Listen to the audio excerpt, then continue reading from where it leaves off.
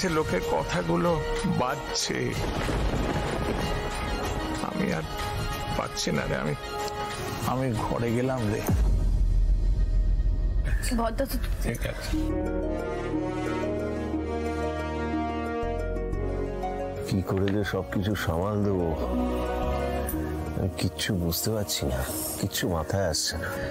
এত মাল ধার দেনা করে ভেন্ডারদের থেকে নেওয়া হয়েছে, সেগুলো না হয় জিবিসির অ্যাকাউন্ট আর আমাদের পার্সোনাল অ্যাকাউন্ট থেকে কুড়িয়ে বাড়িয়ে শোধ দিয়ে দেওয়া যাবে, কিন্তু মন্ত্রী বলেছেন যে বিয়ের টাকা আর আমরা পাবো না। তাছাড়া বাজারে এত বদনাম হয়ে গেছে আমাদের, জানি না এরপরে আমাদের কে কাজ দেবে, আমি কিচ্ছু বুঝতে পারছি না। এখন আমি এগুলো কি করে সামলাবো? আমার তো কিচ্ছু মাথায় আসছে না, কিচ্ছু না। বাবা একটু সময় দাও বাবা, সব ঠিক হয়ে যাবে। মহেশ্বর আছেন, উনি এত বড় অন্যায় করবেন না আমাদের সাথে। যে আসল অপরাধী সে শাস্তি পাবেই। আমরা বিনা দোষে এত বড় সাজা পেতেই পারি না, কিছুতেই না। দাঁড়াও, আমি দেখি, তোমরা সবাই একটু খেয়ে দিয়ে বিশ্রাম নাও। আমি দেখছি কি আছে, আমি গরম করে আনি। ঠাম্মি তুমি বসো, আমি খাবারটা নিয়ে আসছি। প্রিয়া দাদুকে দিয়ে দে আগে। হ্যাঁ যা। দাদার জন্য আমি হাত জোর করে বলছি, আপনারা এরকম করবেন না, একটু শান্ত হন। দেখুন আমরা তো এত বছর ধরে একসাথে কাজ করেছি, ভবিষ্যতেও করব। একটু বিশ্বাস রাখুন, এভাবে বিশ্বাস হারিয়ে ফেলবেন না প্লিজ। আর কোনোদিন কোনো কাজ করার মতো অবস্থায় থাকবে না তোমরা।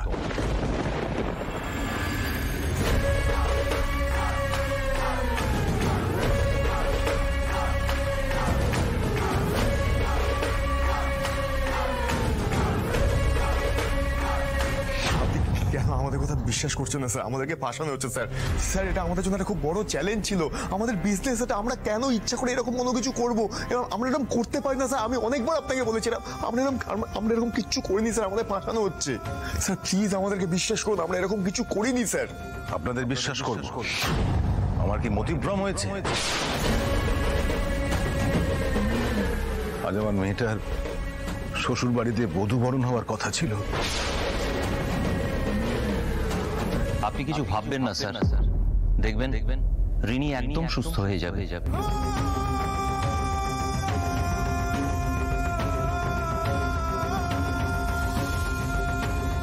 আপনাদের যে কি অবস্থা করব আপনারা কল্পনা করতে পারছেন না। মেশমশাই শুনুন আমাদের কথাটা একবার। আমি কিছু শুনবো না, এবার আমি শোনাবো।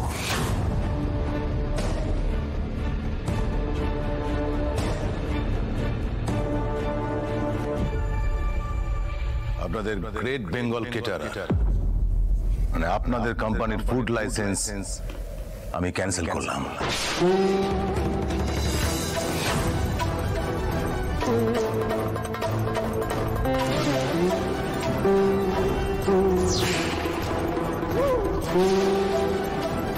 আমার জীবৎকালে গ্রেট বেঙ্গল কেটারার কোনোদিন কোনো রকম লাইসেন্স পাবে না, সেটাও আমি দেখব। এটা করবেন না মেশমশাই, আমরা যে পথে বসে যাব। ওসব বললে হবে না, আমাদের টাকা আমাদেরকে দিতেই হবে। ঠিক আছে আপনারা এখানেই দাঁড়ান, নিয়ে আসছি। দেখি উনি কি আনেন না আনেন। টাকা না পেলে কিন্তু আমরা এখান থেকে যাবো না। এরকম কেন করছেন দাদা? আমার ছেলে যখন গ্যাসে টাকা আনতে ও নিশ্চয়ই টাকা নিয়ে আসবে। আমি গুরুজন, আমি হাত জোর করে অনুরোধ করছি, আমাদের সবকিছু কেড়ে নিও না। আমরা আসল দোষীকে ঠিক ধরে দেব। এইসব ইমোশনাল কথাবার্তা বলে একদম আমাদের দুর্বল করার চেষ্টা করবেন, আর আমরা সেটা হতেও দেব না। নিন, গুনে নিন।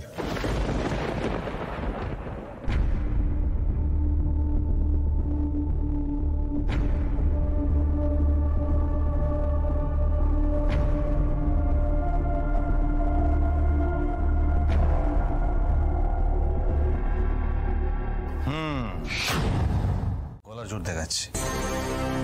এসব গলার জোর গায়ের জোর দেখি কি হবে? হ্যাঁ দেখো নি, এখন তোদের ভালো চাই তাই বলছি। দেখছিস তো বাড়ির লোকগুলোর কি অবস্থা হয়েছে।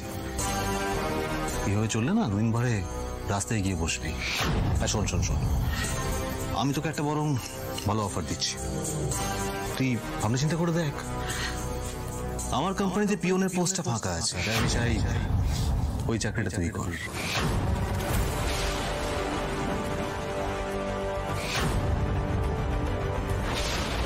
আর শ্যামলী, তুমি তো খুব ভালো করে জানো যে এখন নিউ গ্রেট বেঙ্গল কেটারার্স খুব ভালো পজিশনে আছে। আর আমি শিওর ভবিষ্যতে আরো ভালো জায়গায় আমরা থাকবো। ঠিক বুঝতেই তো পারছো, বাসন মাজার লোক ঠিকঠাক না পেলে খুব অসুবিধে।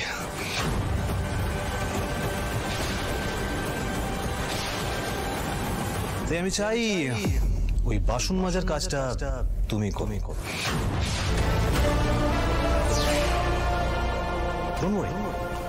ফ্রিতে করতে হবে না, মান্থলি ভালো স্যালারি পাবে।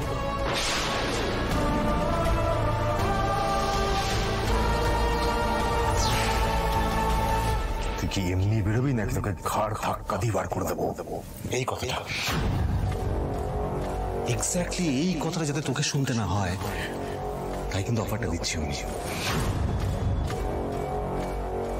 দেখ, আফটার অল তুই আমার ভাই,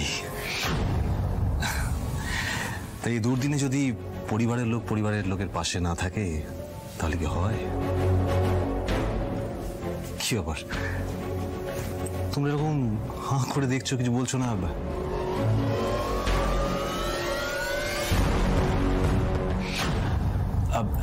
শ্যামলী,